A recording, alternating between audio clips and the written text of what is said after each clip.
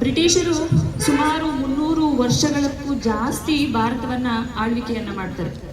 ಭಾರತವನ್ನು ಆಳ್ವಿಕೆ ಮಾಡೋದಕ್ಕೆ ಪರೋಕ್ಷವಾಗಿ ಭಾರತೀಯರೇ ಕಾರಣರಾಗಿರ್ತಾರೆ. ಇದು ಗೊತ್ತಾ ನಿಮಗೆ?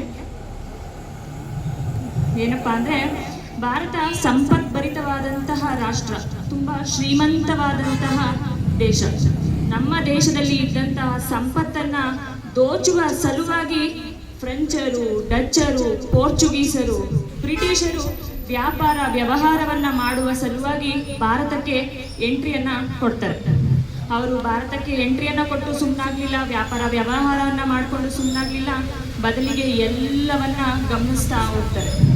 ನಮ್ಮ ಭಾರತದಲ್ಲಿ ನೂರಾರು ಜಾತಿಗಳಿವೆ, ನೂರಾರು ಭಾಷೆಗಳಿವೆ, 10 ಧರ್ಮಗಳಿವೆ, ಕೋಟ್ಯಾಂತರ ದೇವತೆಗಳಿದ್ದಾರೆ, ಸುಮಾರು 560ಕ್ಕೂ ಹೆಚ್ಚು ರಾಜ ಸಂಸ್ಥಾನಗಳಿರ್ತವೆ. ಆ ರಾಜನ್ ಕಂಡ್ರೆ ಈ ರಾಜನ್ಗಾಗಲ್ಲ, ಈ ರಾಜನ್ ಕಂಡ್ರೆ ಆ ರಾಜನ್ಗಾಗಲ್ಲ, ಅವರು ಇವ್ರ ಮೇಲೆ ಯುದ್ಧ ಮಾಡೋ ಅಂಥದ್ದು, ಇವರು ಅವ್ರ ಮೇಲೆ ಯುದ್ಧ ಮಾಡೋ ಅಂಥದ್ದು, ಈ ದೇಶಕ್ಕೆ ನಾನೇ ರಾಜ ಅನ್ನೋ ಅಂತಹ ಮನಸ್ಥಿತಿ ಎಲ್ಲರಲ್ಲಿ ಇರುತ್ತೆ ಅಲ್ವಾ? ಜಾತೀಯತೆ ತಲೆ ಎತ್ತಿ ತಾಂಡವನ ಆಡ್ತಿರುತ್ತೆ. ಮೇಲ್ವರ್ಗದವರು ಕೆಳವರ್ಗದವರನ್ನ ಶೋಷಣೆಯನ್ನ ಮಾಡ್ತಾನೆ ಇರ್ತಾರೆ. ಶಿಕ್ಷಣಕ್ಕೆ ಅವಕಾಶ ಕೊಡೋದಿಲ್ಲ, ವ್ಯಾಪಾರ ವ್ಯವಹಾರಗಳಿಗೆ ಅವಕಾಶವನ್ನ ಕೊಡೋದಿಲ್ಲ, ದೇವರಿಗೆ ಕೈ ಮುಗಿಯೋದಕ್ಕೂ ಅವಕಾಶ ಕೊಡೋದಿಲ್ಲ, ದೇವಸ್ಥಾನಗಳಿಗೆ ಪ್ರವೇಶವನ್ನು ಮಾಡೋಕ್ಕೆ ಬಿಡೋದಿಲ್ಲ. ಈ ಎಲ್ಲ ದೌರ್ಭಾಗ್ಯಗಳನ್ನು ನೋಡಿದಂತಹ ಬ್ರಿಟಿಷರು ಸುಮ್ಮನಿರೋದಿಲ್ಲ. ಭಾರತವನ್ನು ಒಡೆದು ಆಳ್ವಿಕೆಯನ್ನು ಮಾಡ್ಬೋದು ಅಂತ ಅವರು ತಿಳ್ಕೊತಾರೆ. ನಂತರ ಒಂದೊಂದೇ ಪ್ರಾಂತ್ಯವನ್ನು ತಮ್ಮ ಅಧೀನಕ್ಕೆ ಪಡಿಸ್ಕೋತಾರೆ. ನಂತರ ಇಡೀ ಭಾರತವನ್ನು ತಮ್ಮ ಸ್ವಾಧೀನಕ್ಕೆ ಪಡಿಸ್ಕೊಂಡು ನಮ್ಮೆಲ್ಲರನ್ನ ಶೋಷಣೆ ಮಾಡ್ತಾರೆ, ಆಳ್ವಿಕೆಯನ್ನು ಮಾಡ್ತಾರೆ, ತಮ್ಮ ದಬ್ಬಾಳಿಕೆಯನ್ನು ಮಾಡ್ತಾರೆ ಅಲ್ವಾ? ಎಲ್ಲರೂ ವಿಚಾರವನ್ನು ಮಾಡಬೇಕು. ಇಂದು ನಾವೆಲ್ಲ 80ನೇ ವರ್ಷದ ಸ್ವತಂತ್ರ ದಿನವನ್ನ ಅತ್ಯುತ್ಸಾಹದಿಂದ ಆಚರಣೆಯನ್ನ ಮಾಡ್ತಿದ್ದೀವಿ.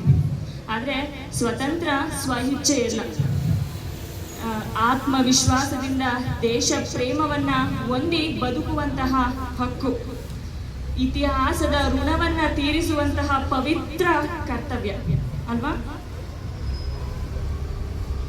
ಸ್ವತಂತ್ರ ನಮಗೆ ಸುಲಭವಾಗಿ ಸಿಕ್ಕಂತಹ ಭಿಕ್ಷೆ ಅಲ್ಲ. ಶತಶತಮಾನಗಳ ಕಾಲ ಬ್ರಿಟಿಷರ ದಾಸ್ಯದ ಸರಪಳಿಗೆ ಸಿಲುಕಿ ನರಳುತ್ತಿದ್ದಂತಹ ಭಾರತವನ್ನ ಮುಕ್ತಗೊಳಿಸುವಂತಹ ಸಲುವಾಗಿ ನೂರಾರು ಜನ ಮಹಾನ್ ಚೇತನರು ತಮ್ಮ ಪ್ರಾಣವನ್ನ ತ್ಯಾಗ ಮಾಡಿದ್ದಾರೆ. ಲಾಠಿ ಏಟುಗಳನ್ನ ತಿಂದಿದ್ದಾರೆ. ಸೆರೆಮನೆಯ ವಾಸವನ್ನ ನಗುತ್ತಲೇ ಅನುಭವಿಸಿ ತ್ಯಾಗಿಗಳಾಗಿದ್ದಾರೆ. ನಾವೆಲ್ಲರೂ ಮುಕ್ತವಾಗಿ ಉಸಿರಾಡ್ತಿದ್ದೀವಿ ಅಂದ್ರೆ ಅದಕ್ಕೆ ಅವರೇ ಕಾರಣ.